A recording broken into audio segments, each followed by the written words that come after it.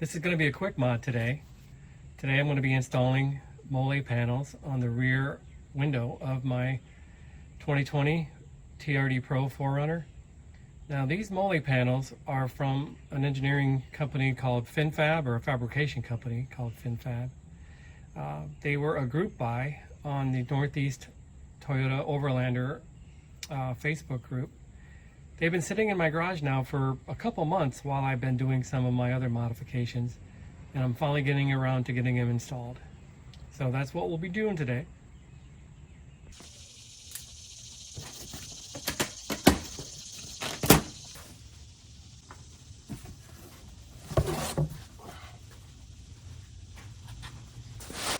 So not much to it. Here we got the left side. At the right side, we got the brackets that go on the coat hangers. We have some hardware to install it, and it looks like a bag of rib nuts.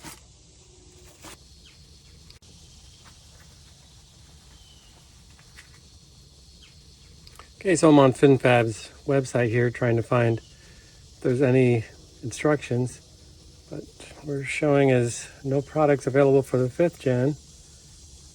We'll just look at all, nothing there, so I guess we'll have to figure this out. First we need to take some hardware off on the inside to create the 3 mounting points for the MOLLE panel. The top one is the coat hanger up along the headliner, and then there are the 2 below the window. The lower back attachment point is covered by a piece of plastic that you can just spin off with your hand. The one closer to the back of the seat is covered by a plastic cap that you can just pop off with a screwdriver. Now there are screws behind each of these plastic covers that you'll also need to take out. Next, we need to attach the supplied bracket to the top of the MOLLE panel with the provided bolts and lock nuts. So I'm snugging these bolts up a bit, but leaving them loose until the MOLLE panel is attached to the vehicle, allowing for me to make final adjustments. Then I attach the panel to the vehicle by getting the top attachment point tightened down using the same bolt that held that coat hanger on the headliner.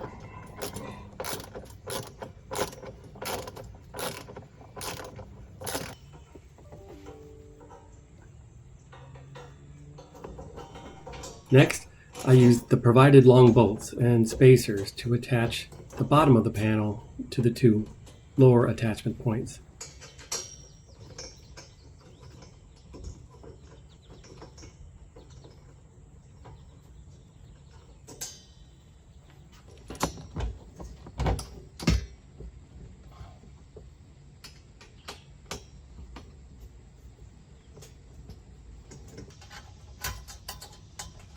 Finally, now that the MOLLE panel is in its correct position, I get all the bolts tightened down.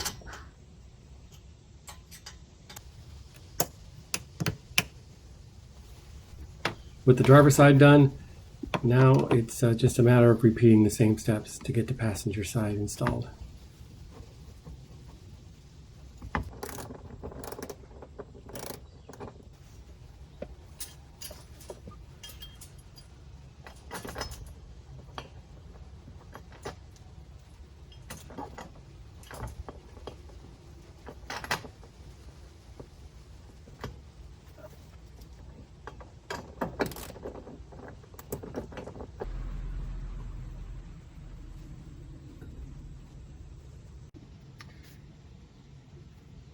Okay, I'm looking at this, and it seems to me that this gap is much wider than what is over here, so maybe I mistakenly thought that all of these aluminum spacers were the same size.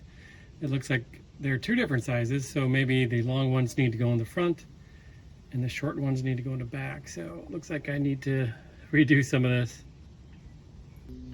Yep, for sure, 2 different sizes. I don't know how I missed that, but pop these out and I'll get them in the right place, and I think it'll sit a lot nicer.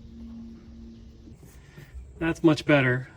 This is a nice gap here, same gap on the other side. The front, it seems to be lined up really well, so I think that is the right way to install it. So yeah, I'm very happy with it.